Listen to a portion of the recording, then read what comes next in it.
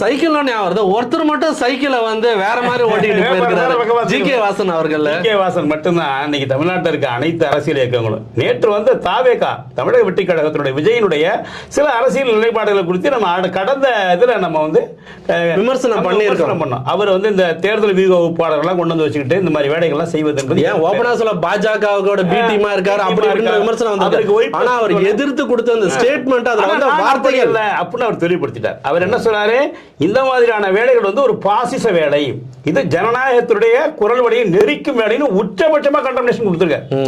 இன்னைக்கு எதிர்கட்சியா இருக்கக்கூடிய அதிமுக கூட கொஞ்சம் பாலிஷ் கொஞ்சம் சாஃப்டா தான் டீல் பண்ணுது. ஆனா இவர் எகிரி அடிச்சிருக்காரு. விஜய் வந்து எகிரி பயப்படல எகிரி அடிச்சதனுடைய விளைவு தமிழிசை சவுந்தரராஜன் என்ன சொல்றாங்க அவரை பத்தி, அதுதான் தமிழிசை சவுந்தரராஜன் என்ன சொல்றாங்கன்னா பேன் இண்டியா படம் இப்ப எடுக்க கூடாதா, நம்ம டைட்டில் அதான் அவங்க கேட்கறது. ஆமா, நான் அவங்க என்ன கேட்க